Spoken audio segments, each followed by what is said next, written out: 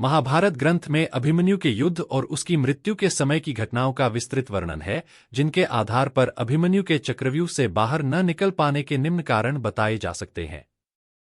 एक, अभिमन्यु की शिक्षा आधी अधूरी थी।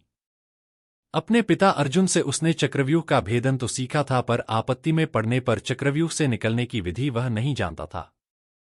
वेदव्यास रचित महाभारत में यह कहीं भी उल्लेख नहीं है कि अभिमन्यु ने गर्भ में रहते समय यह विद्या सीखी थी। अतः इस विषय में प्रचलित कहानी असत्य प्रतीत होती है। दो, चक्रव्यूह में प्रवेश के समय अभिमन्यु ने गलती यह की थी कि उसने इस बात पर ध्यान नहीं दिया कि उसके पीछे कौन कौन लोग आ रहे हैं। उसे इस बात पर ध्यान देना था और स्थिति का अवलोकन करने के बाद पीछे लौटकर व्यूह में प्रवेश करने में सभी पांडव योद्धाओं की मदद करनी थी। यदि उस समय शक्तिशाली पांडव योद्धा उसके साथ होते तो वह चक्रव्यूह से सकुशल निकल सकता था। 3, बाद में अभिमन्यु को जब यह पता लग गया कि वह व्यूह में फंस गया है और उसकी मदद करने की स्थिति में कोई भी पांडव योद्धा नहीं है, तब उसे लौटने का प्रयत्न करना था, न कि आगे बढ़ने का।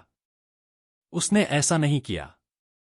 महाभारत ग्रंथ में कोई भी ऐसा उल्लेख नहीं है जिससे यह प्रतीत होता हो कि अभिमन्यु वापस लौटने का प्रयत्न कर रहा था।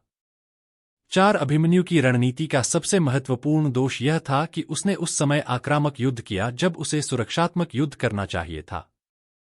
चक्रव्यूह में अभिमन्यु के प्रवेश के बाद उस दिन जो भी युद्ध हुए उनमें अभिमन्यु ही आक्रामक था और विपक्षी योद्धाओं का जोर केवल उसे रोकने पर था। हमें ध्यान रखना चाहिए कि द्रोणाचार्य ने सभी महारथियों से कहा कि यदि वे अभिमन्यु के रथ, धनुष, घोड़ों आदि को नष्ट कर दें तो उसे हराया जा सकता है। ध्यान रखने की बात है कि उन्होंने उसका वध करने की बात नहीं कही, केवल हराने की बात कही। इस पर कर्ण ने अभिमन्यु के धनुष को काट डाला, कृतवर्मा ने उसके घोड़ों को मार डाला और कृपाचार्य ने उसके पार्श्वरक्षकों को मार डाला। इस प्रकार अभिमन्यु रथी के रूप में बिल्कुल ही असमर्थ हो गया। ध्यान देने की बात यह है कि इसके बाद कर्ण आदि 6 महारथियों द्वारा रथीन अभिमन्यु पर प्रहार करने की घटना के बजाय इस घटना का वर्णन आता है कि अभिमन्यु तलवार लेकर आकाशमार्ग में विचरण करने लगा। लोग डरने लगे कि वह नीचे आकर तलवार से किसी पर भी हमला कर सकता है, अतः द्रोणाचार्य ने उसकी तलवार के टुकड़े टुकड़े कर दिए। इसके बाद भी इन महारथियों द्वारा अभिमन्यु पर हमला करने का संदर्भ नहीं आता, बल्कि यह प्रसंग आता है कि अभिमन्यु चक्र उठाकर द्रोणाचार्य की ओर दौड़ा। तब राजाओं ने चक्र के टुकड़े टुकड़े कर दिए।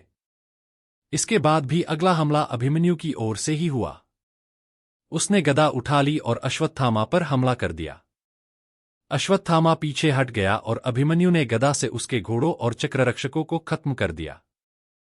फिर उसने शकुनी के भाई कालकेय को उसके 77 गांधार देशीय सैनिकों के साथ मार डाला, 10 वसातीय रथियों को मार डाला, केकय देश के 7 रथों को नष्ट कर दिया और इस देश के 10 हाथियों को भी मार डाला। अंत में उसने दुःशासन पुत्र के रथ को घोड़ों के सहित ही नष्ट कर डाला। इसी के कारण दुःशासन पुत्र ने उसे ललकारा था। इस विवरण से स्पष्ट है कि उस दिन अभिमन्यु पूरे समय आक्रामक बना रहा था, जबकि व्यूह में अकेला पड़ने और शत्रुओं के सामने अपने को कमजोर स्थिति में पाने के बाद उसे परिस्थिति के अनुसार सुरक्षात्मक हो जाना चाहिए था। इसके विपरीत कौरव महारथियों का व्यवहार सुरक्षात्मक था और उन्होंने उसके अस्त्र शस्त्र नष्ट किए, उसके घोड़ों को मारा व पार्श्वरक्षकों को मार डाला, पर उसे मारने का प्रयत्न नहीं किया। संभवतः वे यह समझते थे कि अभिमन्यु की मृत्यु को अर्जुन और कृष्ण किस तरह ले गए, पर दुःशासन का पुत्र इस बात को नहीं समझता था। वह भी अभिमन्यु का समवयस्क ही रहा होगा, अतः एक दूसरे की गदा से चोट खाकर जब दोनों योद्धा गिरे और दुःशासन के पुत्र ने पहले उठने के बाद अभिमन्यु पर तब प्रहार किया जब वह ठीक से उठकर खड़ा नहीं हो पाया था, तो इसके कारण होने वाली अभिमन्यु की मृत्यु के लिए कौरवों को दोषी नहीं ठहराया जा सकता। यदि अभिमन्यु अपनी कमजोर स्थिति समझकर अपने प्रयत्नों को अपनी सुरक्षा तक ही सीमित रखता तो कौरव उस पर प्रहार न करते। यह उस दिन की घटनाओं के विवरण से ही प्रकट हो जाता है। उस स्थिति में अभिमन्यु व्यूह से सुरक्षित निकलने की आशा कर सकता था, पर युवावस्था के जोश में वह यह भूल गया था कि युद्ध में स्थिति कमजोर पड़ने पर आक्रमण की बजाय बचाव करना अधिक महत्वपूर्ण हो जाता है। वेदव्यास रचित महाभारत में अभिमन्युवध पर्व के अध्ययन से यह स्पष्ट हो जाता है कि उस दिन अभिमन्यु अपनी रणनीतिक भूलों के कारण ही चक्रव्यूह से बाहर नहीं निकल पाया और मृत्यु को प्राप्त हुआ। वह यह नहीं समझता था कि कमजोर स्थिति में पड़ने पर युद्ध से यथासंभव बचने का प्रयत्न करना चाहिए और आक्रमण करके नए युद्ध के आरंभ को तो हरगिज निमंत्रण देना न चाहिए। संकटकालीन स्थिति की रणनीति का उसे ज्ञान नहीं था।